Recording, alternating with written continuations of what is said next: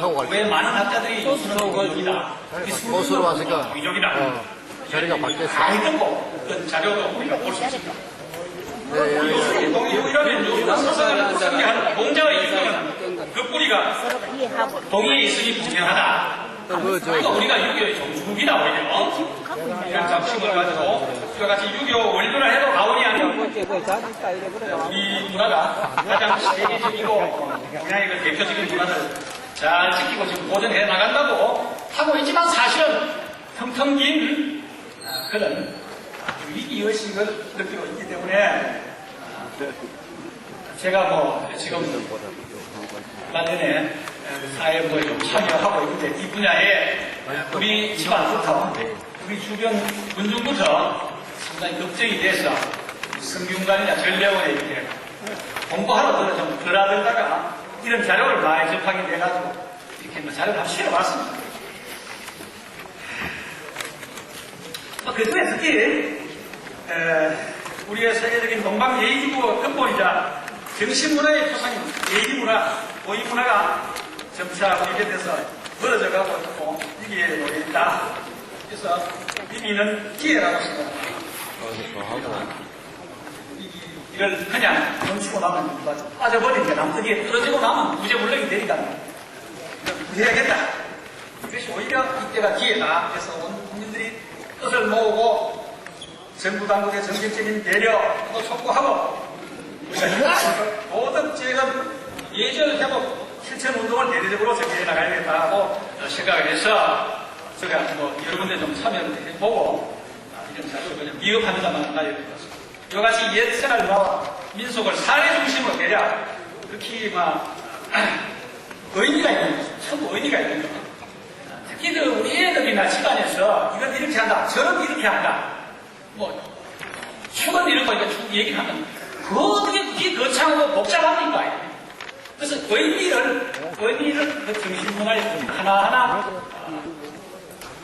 의미하고 설명을 해주면 빠져듭니다. 빠져드는 데 없어요. 그래도 몰라가지만 아주 심오한 진리를 정말 심취해가지고 열 중에 한 그룹 그래도 땡기면 때려 들어옵니다. 그래서 이것이 약성공이다. 그래서 이때 우리가 텔레비를 보게 되면은 약선전 많이 합니다. 돌림. 약선전 하게 되면 나도 잘 돌립니다. 그런데 보다 보면 약이 우리 머리에 환자가 약방에 가서 무슨 약 달라고 대학병에 무슨 약 주시오, 감기약 주시오. 이건 텔레비에 뭐 귀찮지만 자꾸 나오기 때문에 벌써 머리에 앉아가 우리가 알아요. 약사가 어떻게 있잖아요. 테이블이 없는 어떻게 나오려고 그래. 그런 것이 우리도 정말 이 세들에게 그렇게 하고 동방예의지구의 어떤 그런 금기를 지키기 위해서는 그렇게 해야 되겠다. 그래서 참고드리고 59페이지입니다. 동방예의지구는 우리 한국의 고유명사다. 예전에 우리나라를 동방예의지국이라고 했는데 우리나라를 동쪽으로 하면서 봐서는 중국에서 먼저 했다. 중국에서 빈만한 지금 뭐 중국이 뭐 공자가 중국 사람이고 중국의 모든 동양 유교 문화가 중국의 원류인 것처럼 하지만 사실은 그게 아니다라는 걸 한번 우리가 연구해볼 필요가 있다. 우리나라 동방예의지구라 생각하는 것은 일본도 어느 나라든지 코리아 하면 동방예의지구가 포함이다. 근데 실제 발내기가 기억 때문에 우리가 다 듣고 있고 챙겨되지 않겠느냐 이런 얘기하는데 이것은 지금까지 알려진 그 출처는 서기전 268년 중국 정부시대 위나라 안리왕 10년에 중국 북부에 공자의 7대 손이라고 하는 공진이 쓴 동의열전에 다음과 같이 써있다. 넘어가서 60페이지 한자는 한번 돌아가셔서 다 접해 마셔주고 하신 거니까 해설을 한번. 옛날에 동방에 한 나라가 있었는데 그 이름은 동이다. 그 나라의 방위는 이와 이방에 있다. 땅은 조선 백두산에 접해 있다. 당군이라는 신인이 있었는데 그를 따르고 공을 호응하더니 9부족이 추대하여 왕이 됐다. 이때가 중국의 연임금과 같은 시대이다. 순임금은 동의에서 출생하여 중국으로 들어가서 천자가 되었다. 다스림이 특출하여 역대 임금 중에 어점이 되었다. 학문과 체가 뛰어난 자부스님 문화의 공부를 하던 황제는 내항부를 받아가지고 가서 염려를 이어 항제가 되었다. 소련 대력이 상을 다하여 3일간을 수도하며 게을리지 않고 3년간을 추모하며 예를 애통해 하였다고 나의 사람이 공자는 칭찬하셨다. 중국의 하나라 운임금과 조선의 임금 방군의 아들 부를 말합니다. 이것은 도산에서 만날 양국의 경전을 정하고 회담하였다. 하늘에서 난 성인이 있었는데 영특하고 영성이 높기를 중국에까지 알려준다. 중국의 이윤이라는 사람도 그 문화에서 배워서 은나라 상황의 어진 재상이 되었다. 그 나라는 크지만 교만하지 않고 그 문제도 비록 강하지만 남의 나라가 침범하지 않았다. 풍속이 수로에서 걸어갈 때에도 길을 양보하고 밥을 먹을 때도 서로 미루고 남자와 여자가 따로 거처해 자리를 함께 하지 않으니 이러결 동방의 예의 바른 분자의 나라이다. 이 공자 말씀을 공자의 시가성 공민이라는 공의열전에 있다는 것을 소개해드리고 이렇게 또 쭉 넘어가서 지난해 동이쪽 사들이 중국에 한역하는 행차를 보았는데 그 의식과 용체가 대공차를 같다. 우리는 천년여 동안 우리 중화가 우방으로 서로 매왕하면서 살아오기도 했는데 우리 공자께서도 동인은 깨끗하고 상조 나라라고 한 것도 그 뜻이 여기에 있는 것이 아니겠는가. 고로 깊이 느끼면서 그 실정을 기록하여 국제 사람에게 알리고자. 또 그 다음에 동의열전의 배경. 서련순조에 보면 손님께서 말씀하시기를 서라 백성들이 취하지 못해서 부모, 형제, 자녀들 위계질서가 무관하고 불순하거나 너를 사도 교육장관을 시키니 교육부 장관을 시키니 아버지는 이롭게 하고 어머니는 사랑하고 형은 우애하고 동생은 목소리하고 자녀는 효도하고 나는 5가지 가르침 오륜을 공동에 펼치니 그렇게 하라.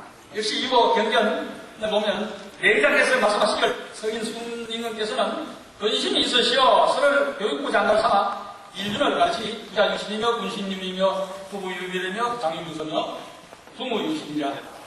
같은 책인 맹자 이부장을 보면은 맹자께서 말씀하시기를 순임금은 적중에서 나시어 도에 옮겨 살았으며 명조에 돌아가신 동이 사람이다. 자, 이런 여러 가지 배경을 뒷받침하고 있고 실제로 동의는 오랑캐다 뭐 이런 얘기 다 하고 사전을 보면은 기자가 오랑캐자 이런데 지금 사전은 문제가 되지 않겠느냐. 동의열전은 한국은 중국보다 문화선진국이기 때문에 생활 문화와 정신 문화 그 가족대로와 효도 등은 한국에서 배웠고 풍속이 수로하니 예절을 말하라고 하면서 그 책의 이름을 동쪽 오랑캐로 이야기하는 것으로 동의열전이라 하지 않았을 것이다. 그런 생각은 이런 오랑캐 비문명이나 개설하면서 오는 편견인 것이다. 그러나 이자는 용례를 사전에 찾아보면 평정하다, 기쁘다, 상하다, 베풀다, 우리 등으로 쓰여지는 것이 일반적이고 지역이나 방위로는 오직 중국인들이 자기들의 동쪽 지방을 말할 때만 이자를 사용하고 있다. 중국인들도 동쪽 지방을 우리 지방이라는 것은 아니다. 여기에 설명되어 있습니다. 서기 100년경에 구한의 의식이 한자의 형태의 의미, 음을 체계적으로 해설한 한자 최초의 사전인 설문해자에 의하면 이자를 해설하고 있다. 이자는 동쪽 지방의 사람을 포기하는 결자인데 대와 꿈으로 헌대와 활동으로 이루어진다는 것이다. 한자의 뜻글자인데 동쪽 사람을 왜 대와 꿈으로 구성됐기라 했을까? 청나라 대학자 단옥자가 지은 설문해자표에 보면 남방은 만민인데 축을 의미하고 북방은 적인데 결을 의미하고 동방은 학인데 칠을 의미하고 서방은 강인데 양을 의미해서 각기 성품을 따라 오직 동인은 개를 이미 했는데 그것은 미인이고 이는 풍속이 의지고 의진 사람은 오래 살아서 분자가 있는 죽지 않은 나라이다. 이렇게 말했고 통은 성경에 보면 동방의 사람이다. 개와 꿈으로 되어 있는데 꿈은 또 그냥 시가 되어 있는데 그 사이에 V자가 들어가면은 이게 우리 제가 원고를 낼 때 그냥 써낼 때 이게 컴퓨터에 안 나옵니다. 그래서 그 두글씨로 되어 있는데 그 밑에 V자를 집어 열시면은 어린 자의 고자가 변합니다. 예글자를 뜬 것 같다. 이상을 미루어보면 이는 동쪽 사람인데 훌륭한 사람 개인이고 어린 사람 등이라는 뜻이 된다. 따라서 그냥 오랑캐가 아니고 훌륭한 사람, 어진 사람이라는 뜻인 걸 우리가 알 수 있다. 그래서 오랑캐자 된 사진을 전부 거다가 고쳐야 되는데 우리가 거기에 그거를 한번 역할을 해야 되지 않느냐. 그래서 요게 제가 원고를 낼 때 제가 솜씨도 없고 이래서 사실 그게 예절을 동방 예의지국이 예절을 논한다면 예학을 논한다면 공자의 인사상과 효윤리가 반드시 들어가야 되는데 제가 뭐 준비하기 좀 미흡해서 보고에 안 넣었습니다. 그래서 그걸 또 한번 짚고 넘어가야 되지 않나 해서 제가 메모에 넣어서 한번 낭독을 하겠습니다. 공자의 인사상과 효윤리. 인사상, 공자의 인사상은 효윤리의 근원이고 유교의 우주론과 인생론 그리고 수양론이 모두 이로부터 출발하겠다. 그거 봅니다. 이는 하늘, 땅, 사람을 하나로 통합해서 대화합을 이룩하는 사람의 마음, 천도는 원년 이정인데 어느 대공기가 현과 이화성을 통일함으로써 추나 추동의 사계절이 변하여 봄의 실과 여름과 겨울과 가을과 겨울을 관통하며 그러므로 어느 공기는 봄의 생기로 대우주의 천지 만물을 하나로 통일해서 생성 변화하는 대화합의 작은 세계를 펼치는 중심체로서 이것이 곧 하늘과 땅의 마음이 되느냐. 사람이 태어남에 이 하늘 땅의 마음을 얻어서 사람의 마음이 되나니 이는 인재의 의지인데 이는 선한 글이 예와 이와 신을 통합함으로써 효제 출신의 지각이 받쳐서 부자의 신의 신이 민관, 부부, 장유, 부모를 가능한다. 그러므로 이는 선득이 효의 신의 신으로 인간관계에 있어서 종적으로는 위 역상과 아래로 자손을 통일하고 객적으로는 가까운 가정과 사회로부터 멀리 천하 국가를 하나로 통일해서 운영 발전하는 화평세계를 건설하는 중심체로서 사람의 말이 아니겠느냐 이렇게 합니다. 그래서 뭐 좀 이렇게해서 성냥하고 뒤에 효율리를 한번 제 나름대로 자료에서 맞춰봤습니다. 효율리는 인사상을 실현하는 기본 중의 틀이고 평화세계를 건설하는 인간 지간에서 기초단위를 구성하는 기관으로서 본래의 요소는 보이다. 그리고 공방은 예로부터 효도를 통하여 윤리사회를 건설하려고 했으니 효도를 잡는 천하를 파악하고 불효하는 고력도 다투어 분열 대비 투쟁하는 그릇이 되가 된다. 공간 난신격자가 행행하는 중거 날세에 인의 사상을 밝혀 효와 윤리를 고시해서 혼란을 뿌리뽑고 도덕세계를 건설하려고 노력했다. 이는 공견되고 착한 사람이 삶을 주장하고 사람은 공견되고 착한 사람의 삶을 효가 위한 것이 있다. 효도는 인간 최고의 덕목으로 삼는 유교는 그 실현 방법이 대단히 다양하고 치밀해서 일률적으로 돌아서는 없지만 그러나 큰 줄거리는 요약한다면 부자 간의 친함이 있어서 틈이 벌어지지 않은가, 아버지가 뜻을 어기지 않는 순종함과 어버이를 장수하시도록 섬기고 자손 번창하게 한가, 아버지 생전에 걱정 없이 모셔서 즐겁게 인생의 만년을 보다는 그런 또 부자는 천륜이고 혈연관계로 맺은 권리와 친인이 본래 이치였기에 천하에 이보다 가까운 사이는 없다. 그러므로 부모가 자해하고 자녀가 이보다하는 것은 천성인 까닭에 오름에서 부자의 칭을 첫째로 삼다. 이런 게 있고 부자의 칭을 하는 신이 위로는 조상에 올라가 시조를 받드는데 아주 여고 아래로는 만대의 후손에도 그 정신을 이어가서 가게 해서 부자 사이에 나온 친한 정신이 단지 당대에만 머무르지 않고 시간을 초과하여 조상과 후손을 일체로 묶는 그런 숭고한 역할을 한 것이 아니겠느냐 이렇게 봐서 또한 부자의 신선한 사람은 부자를 위하는 마음에서 가정을 사랑하고 도를 사랑하고 나라를 사랑하고 세계를 사랑하는 마음으로 확산하면서 바야흐로 하늘과 사람이 하나로 합하고 저성과 이성이 하나로 통하는 무한한 시나리오로 성화하여 사람으로 하여금 대단한 인정감과 안정감과 활발한 생활 영역을 개최해 나가는 것이 아닌가 해서 그 효윤리의 일이라고 봅니다. 두 번째는 효윤리 두 번째는 자녀가 부모의 뜻을 이어가지 않고 받들어 순종함으로써 어기지 않고 받들어 순종함으로써 자녀가 부모의 뜻을 어기지 않고 받들어 순종함으로써 부자 사이에 기강을 채웁니다. 부자의 관계는 세대를 개선하면서 역사를 발전시켜야 한 사명을 가지고 있기 때문에 부모는 조용한 위치에 있고 자손은 비천한 위치에 있으니 아버지는 자식의 별이가 되는 것인즉 이것이 상가가 둘째 항목이 된다랍니다. 이에 부모는 가정교육을 통하여 자녀를 가르치고 자녀는 어버이를 배워서 닮아야 하는 부자의 의의가 있다. 그 세 번째 의의는 어버이가 오래 살아서 장수를 누리도록 합니다. 사람으로 태어나서 모고가 천재가 주이다. 그러므로 어버이를 장수하시도록 잘 모시고 섬기는 것은 자식의 도리다. 사람들이 살기를 좋아하고 죽기를 싫어하는 것은 하늘과 땅의 마음이고 사람의 뜻이다. 그리하여 사람은 오직 살아서 장수하고자 하는 마음이 있을 뿐 아니라 또한 사후에도 자손이 거창해서 장관 생명력을 발휘하고자 하는 것이다. 그러므로 맹자는 말씀하시기를 후사가 없는 것이 큰 불효라고 하였으니 종족이 이로써 면절해서 조상 제사가 폐지되기 때문이다. 이렇게 해가지고 끝으로 효여 제4위는 어버이에게 금신급기 없이 얻게 해서 즐거운 인생 말년을 보장한 것이다. 이것은 어버이가 자식을 낳아서 길러주는 은덕에 보답하는 것으로 부모의 부로는 하늘과 같아서 생전에 다 갚을 수 없는 것이지만 마음의 일이라도 보답하는 것이 자식된 도리다.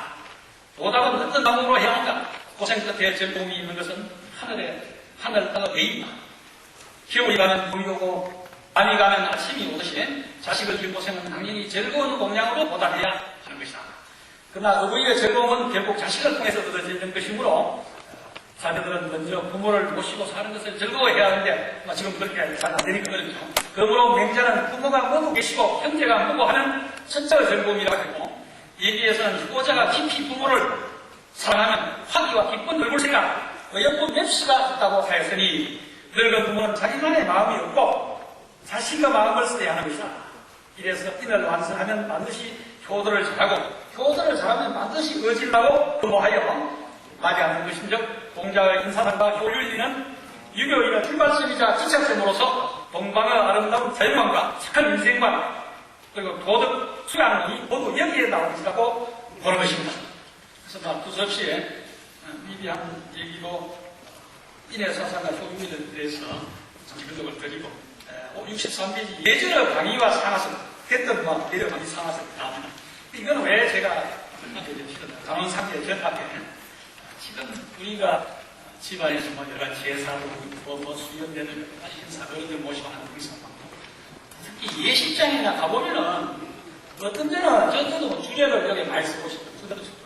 어떤 데는 신랑이 이쁘게 주례 앞에 어떻게 좋아서 어떤 신랑이 이렇게 좋아서 서울시고 예식을 몇 군데 가면 달라요. 복음 복기부에서 성경말씀을 공문도 내고 공부를 해서 잘 정리가 되고 있는데 나름대로 빛이 다 다릅니다. 들어가면서 왼쪽이 자동 우서다. 어떤 사람은 주변 쪽이 내가 보면서 자동 우서다. 그래서 그걸 명확하게 하기 위해서 이걸 넣어놨습니다. 그래서 예전에서 상하서의 방향을 전부 좌우로 하지 않고 동서남북이라 한다. 이것이 자연의 동서남북과 관계없이 예전을 갖추려 한 장소에서 상석을 북쪽으로 하여 남쪽을 바라보게 하고 상석에서 보아 좌가 우가 서쪽이 되게 그 이유는 상석에 어른이 앉아야 하는데 언제든지 어른은 남양에 앉아야 하기 때문에 이런 이유로 제2에서는 신일을 모시곳이 북쪽, 본인에서는 주례가 있는 곳이 북쪽, 사무실에서는 사급자가 있는 곳이 북쪽, 교실에서는 선생님이 계신 곳이 북쪽, 행사장에는 단상이 북쪽. 이렇게 봐서 북쪽에서 자동 우사하면 건물이 없습니다. 통일되어야 됩니다. 하도 예식장에 가리인들이 폐를 끓이는 거 아주머니들이 그것은 막중에 자기 문제로 자기가 보는 데는 무조건 왼쪽이 자동 우선입니다. 그래서 이 책에 있는 대로 반드시 상석이 북쪽이라는 거 우리가 다시 한번 하자 아신 건 자꾸 기준이 모호해서 실수가 나옵니다. 된다고 하겠습니다. 64페이지 묘지에서는 그 묘지가 어떤 방향으로 있든 간에 북쪽에서 남향한 것으로 보고 모든 건물이 어떤 쪽을 향했든지 북쪽에서 남향한 것으로 보아서 자연 방위는 그렇다. 해가 뜨는 곳이 북쪽 이건 사실 방위고 예전의 방위는 그렇게 이 기준을 따르면 절대 착오가 없습니다.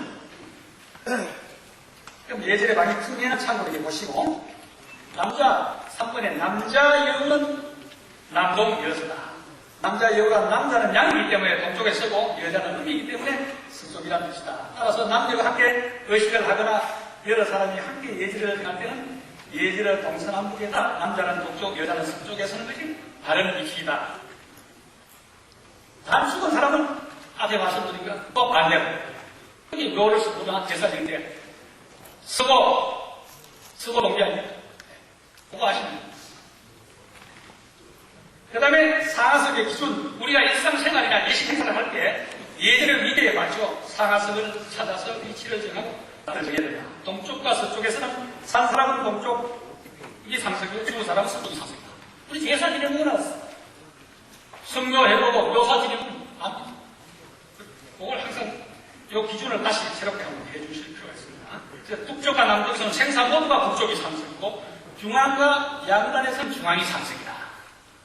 그러니 이 집에서 이렇게 모여가지고 가족회의 하든지 무정에 모이면 제도를 이렇게 안으로 모시고 북쪽에 좌우로 모시게 되죠. 어렵게 생각하시면 자꾸 혼돈입니다. 65페이지 높은 곳과 낮은 곳에서는 높은 곳이 상승이고 편리한 곳과 불편한 곳은 편리한 곳은 항상 어를 배우하니까 상승으로 안전한 곳과 위험한 곳에서는 안전한 곳이 상승이다. 상승에 가까운 곳과 먼 곳에서는 상승에 가까운 곳이 상승이다. 예시 같은 게 참 우리가 선자 선부까지 나와보시고 하니까 이제 한번 해보세요. 어떤 때는 나도 모르게 석 말리 들어가고 틀렸어요. 어떤 주례를 설 때는 집안에 이렇게 뭐 행사에 가서 시국월에 있는데 태백에 참여하고 틀린 거예요. 그래서 바꿔주기도 합니다. 여기 막 남자와 여자는 남자가 상징이다. 근데 사실 뭐 높고 낮고는 관계가 아니라 구분을 하는 것이 되고 자석의 배치 실제 혼례식에서는 신랑은 동쪽이고 신부는 서쪽이다. 혼례식 경부고래에서는 시아버지가 동쪽이고 시어머니는 서쪽이다. 그래서 항상 서신 곳이 누구나 생각합니다. 생각은 동쪽이 상석입니다. 이렇게 생각하시면 되는데 그게 반대가 되고 그래서 어떤 그 성균관에 주로 하시는 하원 김덕 중서생 그분 강의도 지방에도 많이 오시는데 전부 요새 신랑 신부가 자기가 바뀌어가지고 이혼율이 높다. 죽은 자리에서 남자 자리는 뭐 이런 얘기 웃지 못한 그런 얘기를 하시는데 사실 우리가 반성할 여지가 있습니다. 우리가 정신으로서 이어져오는 건 정신문화이기 때문에 그 다음에 수연례는 남자가 동쪽이고 여자는 서쪽이고 지방과 신부는 남자는 서쪽, 여자는 동쪽에 모시고 묘지에서는 남자는 서쪽에 부녀 동쪽에 모시다. 그래서 이거는 좀 일부 하나씩 아주 다 이었습니다. 이렇게 이걸 참고해서 여러 군데 응용을 해보시면 됩니다. 그래서 65페이지에 이제 밑에 관계 우리가 사회 중에 사람이 나서 이제 백날을 지내고 척도를 지나고 커서 나이가 자라면 장성하면 관례를 하는데 관원상계의 사례 중에 첫 번째 통과입니다. 남녀가 출생하여 성인이 되면 우리는 식으로 남자는 15에서 20세 사이에 효병이나 노래에 투다른 무의 길이를 택해서 내렸던 머리를 올려 상투를 틀고 관을 심는다는 뜻으로 관례라 했고 머리를 올려 여자는 머리를 올려 쪽을 찌고 비녀를 꽂는다는 뜻으로 대례라 했다. 그러나 참뜻은 그 겉모양에 있는 것이 아니고 어른으로서 체질과 이유를 일깨워주는 데 목적이 있다. 연역은 대충 보시고 넘어가서 66페이지에 고려 강종 때 가감제도가 있어 어린이와 성인의 복식을 구분하는 의식을 거행하으며 고려 이후 조선시대에 들어선 중류 이상에서 보편한 제도이지만 조선 말기 한일 합방 뒤에 단발령에 의해서 폐지되었다가 개학 이후 점차 사라져가서나 현대에 이르러서는 외국에서와 같이 성년례로 대체되고 있다. 이건 5월 셋째 월요일날 만 20세가 된 남녀를 학교서나 기업체 같은 데서 근로자들은 합동으로 성년례를 합니다. 옛날에 정신을 이제 우리가 그래도 이어가야 되지 않습니까? 요건은 이렇게 보시고 절차 4번의 절차 남자는 상가래, 시가래, 제가래, 상가래를 옷은 3번 갈아입고 모자를 3번 쓰고 이렇게 여러분 실습을 해봤습니다. 남자는 상가래, 여자는 단가래 절차를 밟아서 시가래 처음엔 상부를 합치고 망근을 씌우고 시비와 협대 도포를 차리고 치보관을 씌우고 제가래 때는 조삼 모자를 쓰고 혁대를 차며 신발을 신는다. 상가래 때는 난상을 입고 복부를 쓰고 도포와 유건도 착용한다. 뭐 시간이 없기 때문에 이게 여러 가지 좀 용어를 혹은 복식을 설명을 쓰면 아시는 분들이 많기 때문에 67페이지의 얘기 내칙편부에 15일째 뜬거러지는 것은 다르다. 그러므로 여자의 나이가 15세에 이르면 예배를 한다. 여러 가지 의미를 심어놨습니다. 그러니까 강결의 효과는 예배를 하고 나면 관례가 지내면 성인으로 예우를 받는다. 말씨를 해라 하다가 하게 하고 이름을 부르다가 자를 부르고 또 여자분들은 당을 찍어서 당을 부르고 그 다음에 절도 어른들이 앉아서 받기만 하다 담비를 해야 되고, 품삯도 갈래를 치르고 나면은 방품에서 어른 품삯을 주게 되고, 평상시에는 성인의 옷은 시미를 입고 출입할 때 언어와 행동을 조심하게 하는 조삼을 입었으며, 예복인 난상을 입는 것은 이제 어른으로서 책임감을 갖게 하기 위해다. 그 다음에 임금과 아버지 앞에서는 이름을 칭하고, 그 밖에 다른 사람 앞에서는 자를 칭하니, 이렇게 자로서 칭하는 것은 이름을 공경하게 됩니다. 그 다음에 관례에 나타난 음양오행, 예복은 이와 상이 분리된 옷을 입어야 한다. 이는 상의로 천이고, 하의는 지로, 천지와 조화가 이루어져야 한다. 그런 것을 조화가 이루어져야 예복이라 할 수 있다. 간모에 있어도 내가는 단순하고 머리를 정돈하는 것을 목적으로 하고, 외가는 위의를 갖추며 복과 조화되는 것을 쓴다. 이건 역시 천지를 뜻하는 여러 가지 음양오행에 따라서 이렇게 음양의 조화를 나타납니다. 68페이지입니다. 외인은 음이고 외인은 양으로, 음은 양에 따르고 양을 갖는다는 뜻을 하며, 색깔에 있어서는 끝옷은 양이고 정색을 쓰고, 속옷은 음으로 이렇게 또 가능하다. 화려한 옷도 가능하다. 관례 복식에 현이나 치색을 쓰면 하늘의 기쁜 뜻을 지니고 있습니다. 음을현 무루함, 하늘의 음을현, 현색, 치색. 관례에서는 남자 15, 여자 남자 연 15, 지 20, 개화가 하니 얘기 반에 천주의 남자는 양에 속하고 음은 20은 음의 20세의 관례를 하는 것은 음으로서 양을 이룬 뜻이며, 여자는 음에 속하고 15는 양에 속하고 15세의 계례를 하는 것은 양으로 음을 이루는 뜻이다. 음과 양이 서로 이루어져서 성명이 서로 통하게 된다. 그래서 관례도 저도 품위에서는 1년에 한두 차례 꼭 이런 걸 시기연 행사를 합니다.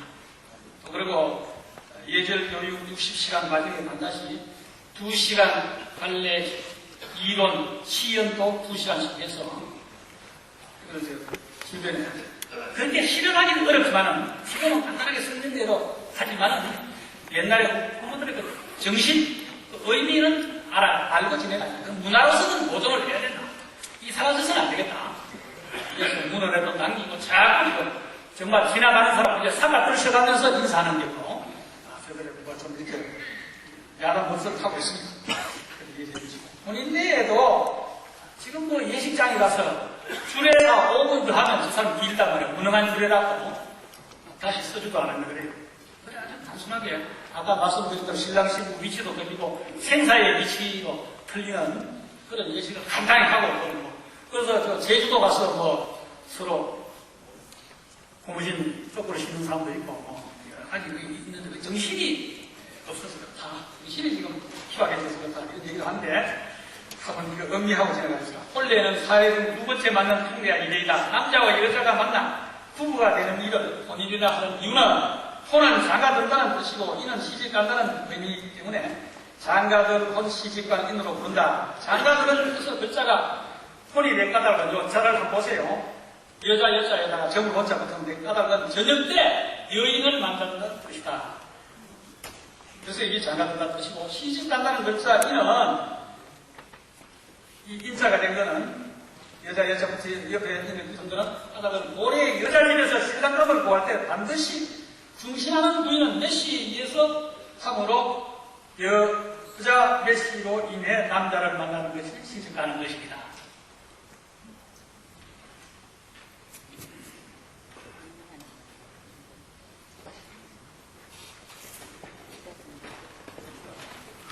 여자가 들어가면 돼. 그래서 남녀가 만나는 거 신선한 거 아주 인륜이 대상이 때문에 우리가 한번 짚고 넘어가야 돼. 너무 사라져가고 있기 때문에 알수나는 이렇게 한번 기록을 남겨서 활용하시도록 미비한 자료를 이렇게 했습니다. 혼인은 음과 양이 합하여 삼라만상이 창조되는 대자연의 섭리에 순응하는 일이며 자연스럽게 짝을 찾는 순수한 인정에 합하는 일이기 때문에 천지의 이치에 순응하고 인정에 마땅하게 합하는 것이다. 그래서 순천지일이 합인정지이다. 그래서 본인의 삼서 정신을 여기 나한테서 그거는 서구모래, 서천지래, 서겨울에 마시기 때문에 여기서는 넘어가겠습니다. 여기 이제 전한데 기러기를 왜 바치느냐? 기러기는 음식이 좋아하고 뭘 바친다, 전 소설은 많습니다. 그러나 여기 정리한 거는 기러기는 모래 나무잎이 떨어지면 남쪽으로 나가고 얼음이 풀리면 북쪽으로 나가야 남편은 양이 되고 아내는 음이니 기러기를 쓰는 것도 부인이 남편을 따르는 뜻을 취한 것이다. 속설에는 신랑이 신부 집에 원한같이 살렸음을 다짐하는 뜻으로 기러기를 드리는 의식으로 전해지고 있으나 본래의 기러기를 사용하는 것은 천상의 북두구진 가운데 인간의 수복을 관장하는 자미 성분이 혼인을 주관한다 하여 기러기를 선물로 바쳐 기용하복을 주는 뜻이라 하며 안유사득이다. 기러기 한자입니다. 기러기 한자, 기러기에 사득이 있다. 그럼 사득이 뭐냐? 첫 번째 존시 안에 내용을 설명 안 하겠습니다. 들어보세요. 두 번째 부재 핀 절개와 정렬을 한 문짝을 이러면 다시 짝을 찾지 않는다. 그냥 호레비로 갑으로 그냥 넣는다. 기러기가 그 정도 정절과 아주 기계가 높다는 설명을 했고, 세 번째 행유서 예를 들면 기러기에 쫙 하늘에 날아가는 건 아주 질서정연하지. 앞에서 소대장인지 중대장인지 빼로 하면 뒤에서 또 답을 하고 이렇게 아주 질서정연한 행유서. 네 번째 분숭로. 이건 정말 밤이 되면 물이 자대 한 사람 반드시 불침번이 있어요. 불침번. 그 기러기 가서 가만히 잡는 사람은 없어요. 못 잡아요. 불침번이 비상한 겁니다. 그 다음에 낮에는 갈대숲에서 시간을 보내면서 화살을 피하고 아주 그런 기러기의 이 덕을 교훈으로 우리 옛날 본래 때 썼다. 그 참에 애미기라고 기러기가 입어서 만들어가지고 요새 나무 기러기들 그것도 이제 알거든요. 그래서 그런 정신을 이어가야겠다.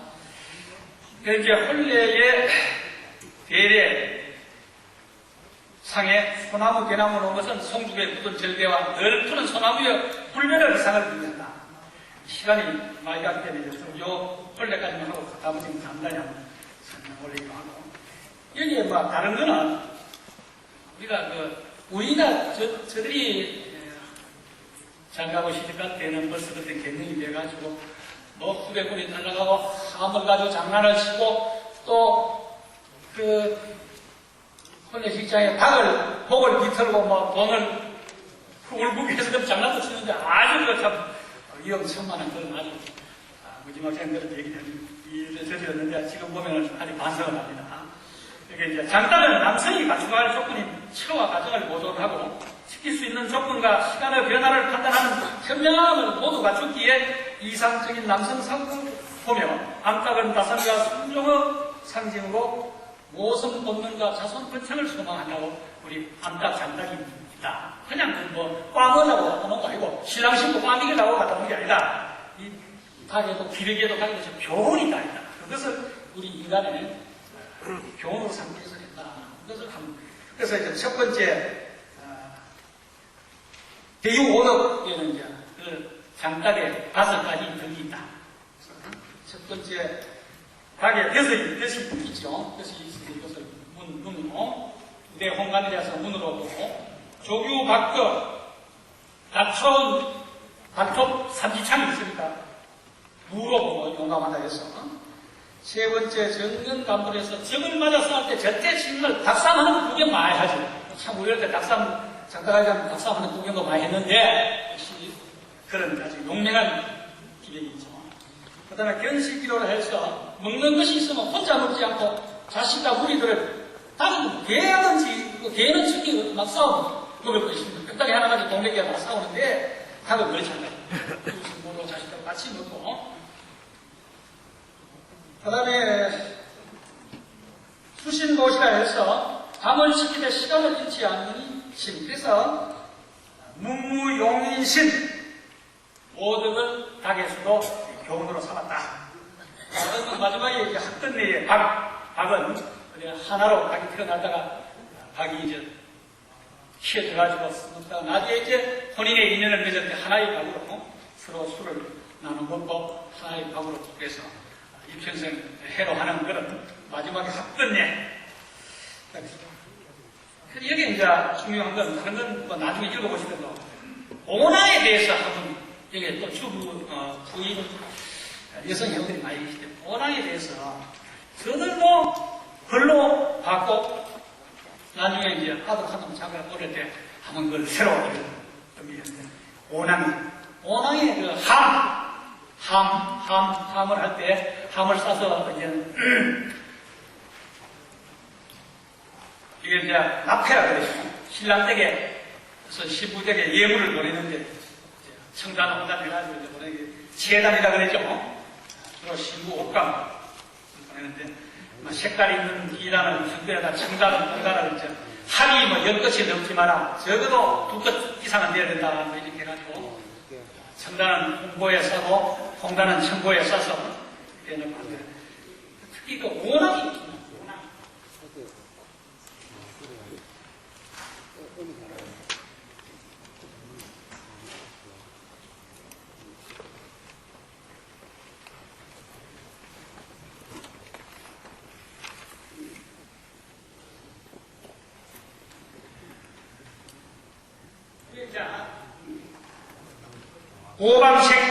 오방색 하면 동청, 남석, 서백, 북허, 중앙이 황제, 누런식. 여기에 이제 동쪽에는 청이지만 사철 넣죠. 백을 물리치고 뭐 이런 거. 또 그 다음에 서쪽에는 뭐 흰 쌀이나 콩을 넣죠. 뭐 재산을 건식해라 뭐 이런 거. 또 남쪽에는 정이니까 굵은데 고추를 넣고, 그것도 뭐 이렇게 여러 가지 벽사로 이제 뭐 부기단함도 되고 여러 가지 백을 물리치는 뭐 여러 가지 의미가 있죠. 특히 이제 그 북쪽에는 이제 검은 건데 향을 넣죠. 향. 중앙에 이게 이제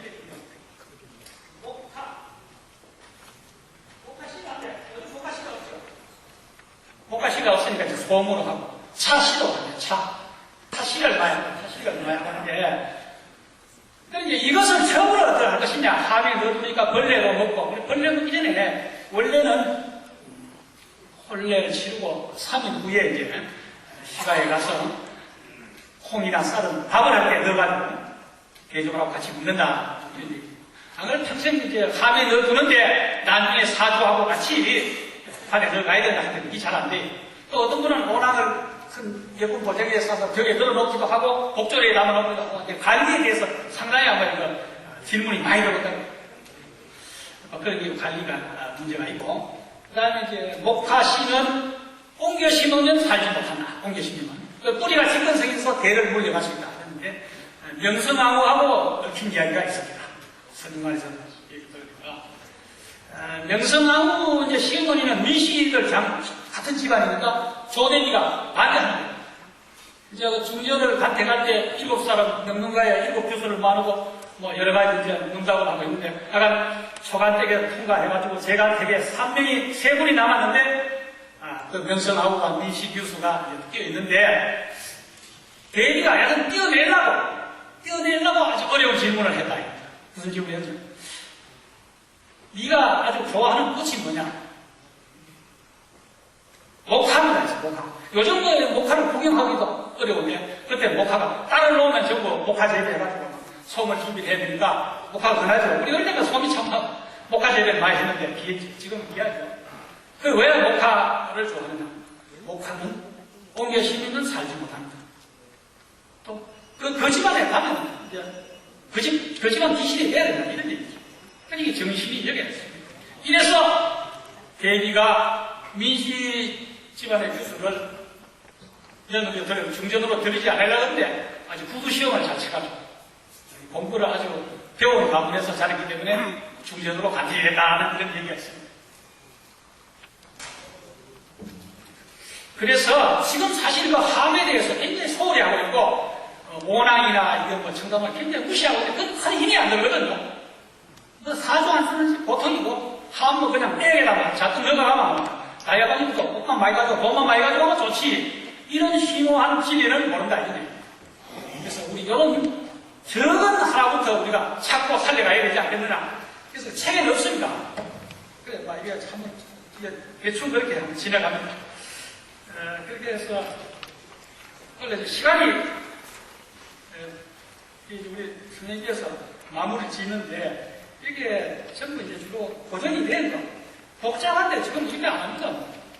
부모님 돌아가시면 병원에서 장례 치러주고 다 이렇게 믿으면 알 수 없는데 그러나 정신을 알아야 돼요.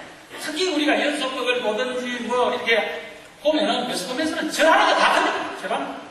절하는 거 문상하는 거 뭐 배웅하는 거 조상 문상 다 틀려요. 그래서 이거 하나라도 우리가 좀 말 커주고 지켜가야 되지 않겠느냐 이렇게 해서 여러 가지 좀 실어놔서 그리고 대충 보시고 뭐 대나무를 하는 오동나무를 하는 이유도 생각하고 그냥 보시고 72페이지 보시면은 조상과 문상도 이렇게 참고하시고 거기에 밑에 보시면은 왕이 돌아가실 때 천풍지통, 남편의 상에는 동성지통, 처의 상에는 오분지통, 형제의 상에는 활관지통, 자녀 상에는 상명지통. 우리 뭐 이광생 때도 여러 차례 제가 배워들은 적이 있습니다만 여기는 특히 왕이 죽으면 하늘이 무너듯이 통하다는 것이고 남편의 상에는 동성지통 여기에 이제 만리장성과 얽힌 얘기를 보면 이제 노역에 동원된 남편이 궁금해서 부인이 음식을 하고 빨래를 가지고 이제 가니까 남편이 죽었다. 그래서 아이고 나는 땅을 치면서 오니까 무너진 성에 오르락 무너져가지고 남편이 죽은 시신이 그 속에서 나왔다. 뭐 이런 얘기도 있습니다. 그래서 풍선지통 성이 무너졌는데 무너진 성이 또 무너져가지고 남편을 찾았다는 얘기예요. 처의상의 고분지통은 항아리를 놓고 술을 터뜨리다가 거업을 해가지고 항아리 두드리는 고분, 두드릴 거자죠. 고분지통. 활반지통은 현재 미수하고 팔을 이는 거예요. 팔을 이겨요. 활반지통이다. 자유의 상에는 눈이 멀다는 얘기인데 장자가 아들이 죽으니까 정말 앞이 깜깜해 눈이 멀다. 뭐 이런 얘기를 듣고 여기에 구조하는데도 두봉수정함이 있고 뭐 여러 가지 있습니다. 이게 이제 유족을 위해서는 패백을 하죠. 요즘 뭐 구조를 많이 하고 또 상여도 제공하고 이렇게 하는데 돌아가신 분들 위해서는 수의 같은 거, 이제 왕수 같은 거, 폐옥 같은 거, 돌아가신 이제 무덤에 같이 가져가실 수 있도록 널에 넣을 수도 있고 막 그런 거. 그 외에 여기에 이제 뭐 조문 내래 여기 이제 조문 하는데도 특히 이제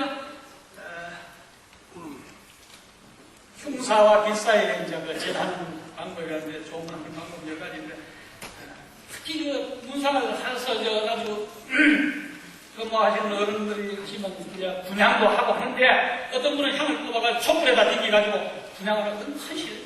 그래서 또 그 상가에서 반드시 성냥이랑 라이터를 준비했는데 그런 거 준비가 없으니까 분향을 해야 되고 그냥 촛불이면 그건 대실입니다. 그건 뭐 같이 참 망신을 하는 그런 예가 많습니다. 그래서 그런 걸 우리가 지도도 해주시고 분상, 부행과 넘어가서 74페이지에 여기 보시게 되면 뭐 여러 가지가 있는데 중간에 불사분사입니다. 불사분사. 근데 이게 한자라고 그러는데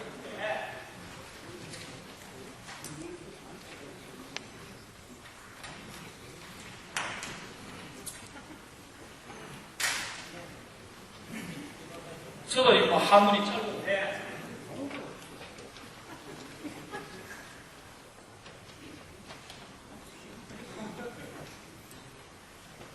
이거는 아자가 아니고 운악하고 메리다 아가 이거 불입니다. 불 아가 이거 뭐 이게 운하게 불이다. 요게 이제 꼭 우리가 짚고 넘어가요. 우리 이제 동양 경제를 연구하시는 분들은 이걸 좀 해야겠다. 이게 뭐냐?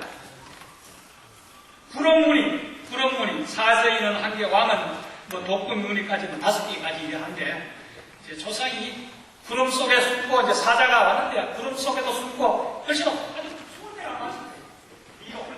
미로가 많죠, 미로. 그 영혼의 숨으라는 얘기입니다. 끌려가지 말고, 그걸 아주 애석한 그런 정이 담겨있다. 뭐 이런 얘기입니다. 뭐 여기에 연금, 뭐 만장, 공포, 대여 다 아시는데 이걸 알아 읽지 말고 불러 읽어라. 부사, 운사.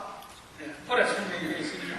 뭐 상중제의로 이거 뭐 초우제, 제우제, 특히 초우제는 돌아가신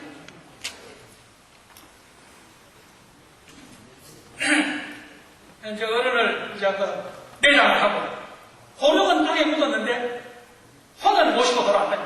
혼은 뭐 영원 불멸의 의식에서 혼은 안 돌아가시니까 혼이 갈 곳이 없어요. 해변가에 자기 육신을 땅에 묻히고 혼은. 그래서 갈 곳이 없이 헤매는 그 혼을 달래기 위해서 땅에서 조상님이 돌아와서 장례하고 돌아와서 초우제를 지낸다. 초우제를 지내고 첫 유일에 그 다음에 제우제, 그 다음에 다음 첫 당일에 사무제를 지낸다. 졸복제는 깁사라는 거는 뭐 참 다 아시는 건데, 지금은 그런 얘기도 잘 치는 거 없습니다. 100일제, 뭐 100일 달성, 뭐 일상 하는 분들이 잘 없고, 그러나 참고로 우리가 지도하는 들 요거 알아야 되고, 졸복제는 고해자로 한다. 또 축이 좌축에 서고 뭐 이런 거 있고. 그 다음에 이제 제1회에 이거는 이제 우리가 아까 효사상에서도 좀 나왔습니다만은, 정말 우리 이제 일반 선생님께서도 늙은때 강의하시면서 강조하시는데, 살아계실 때는 효성으로 모시고 돌아가시면 정성으로 모신다. 제사 요새 뭐 연휴 때 한번 연휴 때나 설 때고 뭐 신정 연휴 때 가면은 양력으로 모신다 이래가지고 호텔에서 아주 거창한 뭐 100만 원짜리 제사상을 모시면 효자인 줄 아는데, 참고를 한 그릇 떠나도 자기 집에서 정성을 다해서 모셔야 된다. 이런 걸 우리가 좀 외치고 지나가지고, 여기에 이제 여러 가지 제1의 변천사에는 뭐 이거 그냥 다 아시는 분이 보시고, 재계를 여기 이제 한교도 나가시고 서울에 이렇게 나가시고 하는데, 재계에 대해서 상당히 좀 요즘은 뭐 문상도 안 할 수도 없고 한잔 안 먹을 수도 없고 뭐 여러 가지 사정이 있습니다. 그러나 이 정신을 우리가 지키고, 저 하루만이라도 우리 조상을 생각하면서 집에 나가서 근신하면서, 특히 여기 이제 끝에는 재수를 해요. 제가 하면서 잠자리도 별거 해라. 내일이 아버님께서 물론 조부님께서 잠자리까지 별거 할 정도로 나참 재계를 해라는 걸 강조해갖고, 재수 진술 이거 다 하시는 거는 밑에 하도 다양해서 밑에 통일된 거 77페이지 참고로 보시고 전부 다 아시는데, 강신예의 여기 이제 78페이지 보시면 강신예 삼상향은 우리가 뭐 천지일이다. 음 플러스 양, 음양 합한 숫자.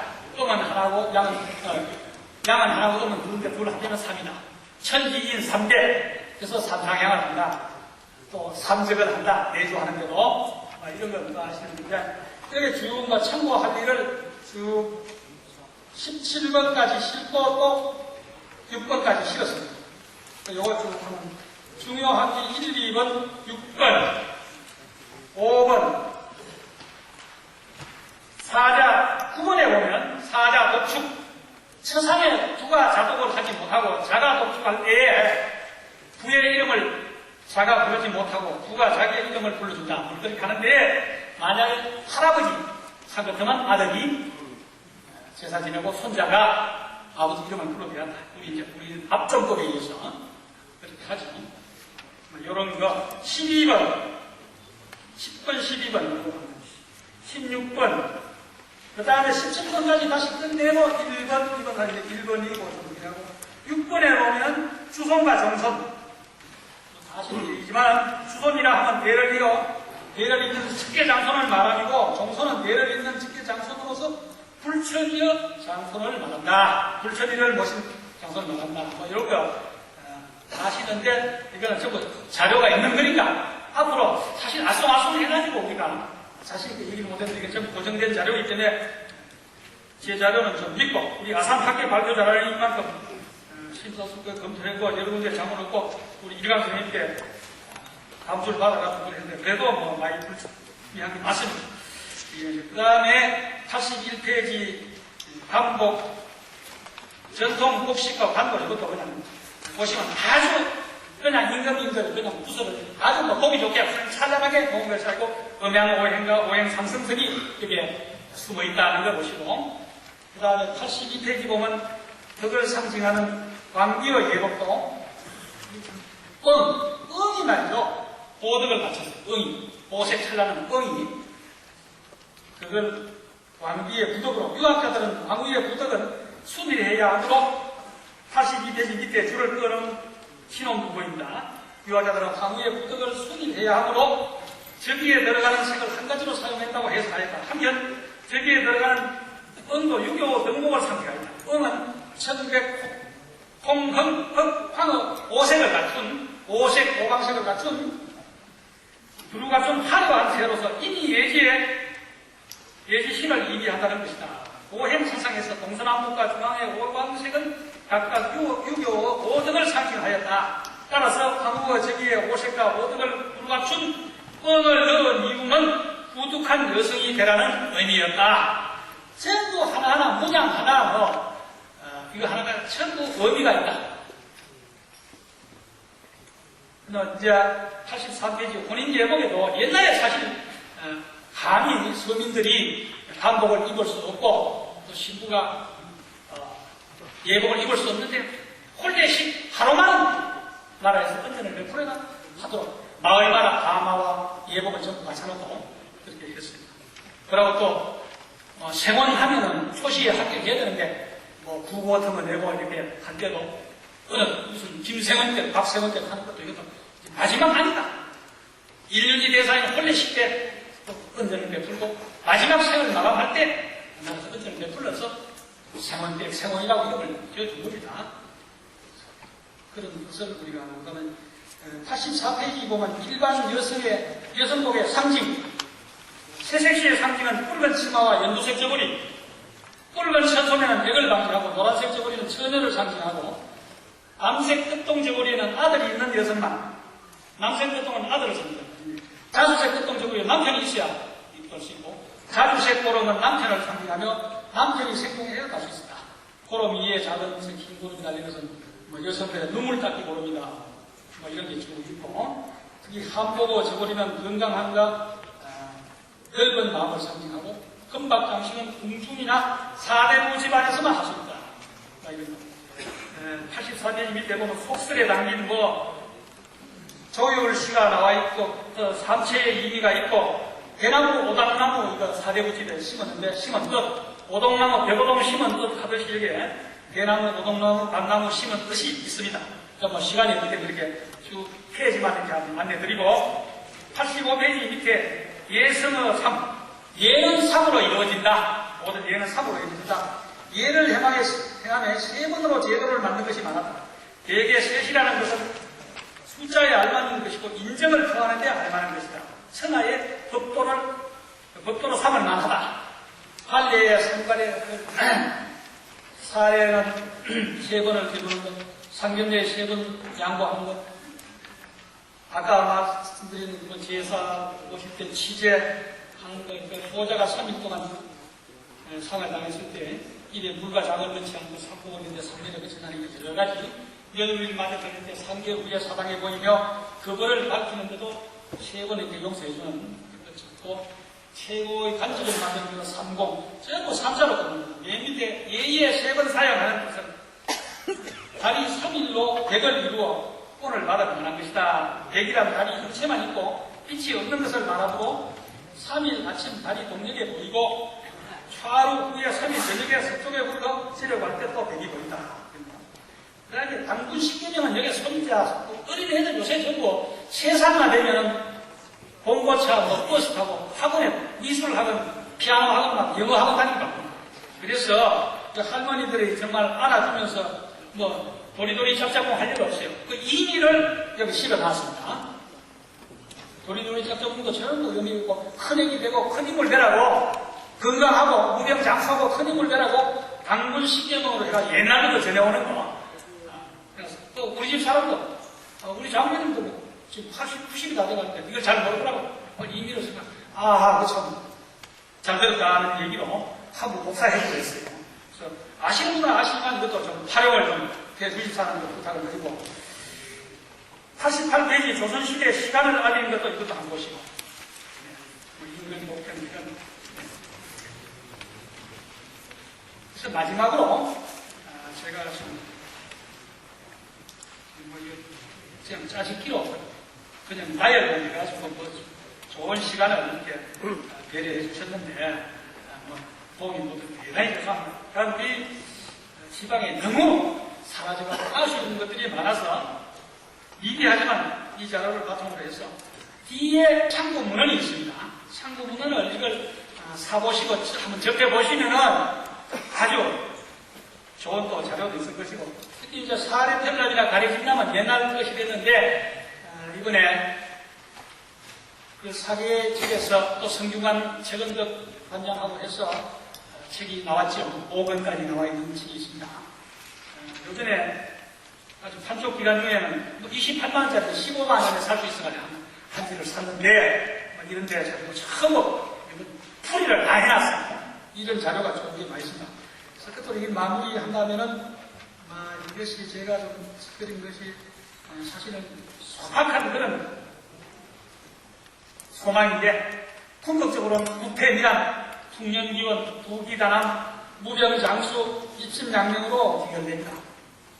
다 내 손자 내 아들 잘 되고, 또 나라 잘 되고, 다 무탈하게 잘 생을 마감할 수 있도록 즐거운 행복한 생활을 하기 위해서 바라는 소망이 우리 옛 문화의 정신문화로 이어져서 특히 동양 유교의 근원이 여기 원류가 우리 대한민국이라는 자부심으로 우리가 이걸 학교를 가야 되지 않겠느냐. 그래서 어떤 제가 잘 알고 있는 백범 선생이 남기신 말씀에 내가 바라는 것은 우리나라에 우리 생활을 풍족하게 하고 건강한 강한 힘은 남의 침략을 막을 정도면 만족하다. 다만 한없이 갖고 싶은 것은 높은 문화의 힘이다. 문화의 힘은 우리를 행복하게 하고 더 나아가서 남에게도 행복을 안겨줄 수 있기 때문이다. 영국의 유명한 철학가 아놀드 토인이 내가 생에 가장 후회스러운 것은 내가 죽기 전에 한국이라는 나라의 가족제도, 전통 가족제도와 효사상에 대해서 깊이 연구를 하지 못한 것이 안쓰럽다. 내가 또 얼마 전에 자료를 하나 보니까 시각초대학의 케리 베커라는 박사가 1996년도에 노벨 경제학상을 받은 분인데, 코리아의 한강의 기적은 오직 전통 가족제도와 효사상이 이룬 기적이다. 한강의 기적이. 근데 이것이 좀 아마 보기가 흔들흔들하고 위태한 거예요. 이것이 무너지면 한국 제도약은 어려울 것이다. 이렇게 한 자료를 제가 봤습니다. 그래서 오직 이 정신문화를 우리가 지켜가야 되지 않습니까? 지금 또 어떤 자료를 보니까 너무 정확히 제 관점은 미국 같은데 하버드 대학이나 인류 대학의 동양권인들 아주 성적이 우수하고 특히 대한민국 젊은이들 우수한데 그거는 오직 가족제도, 그 효사성이 그 뿌리를 내고 있다.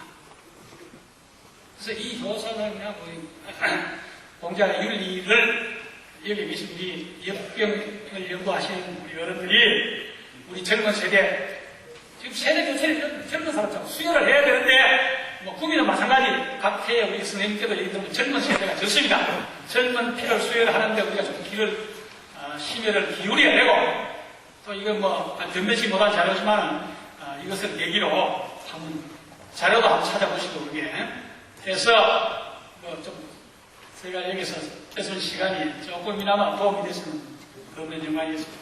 고맙습니다.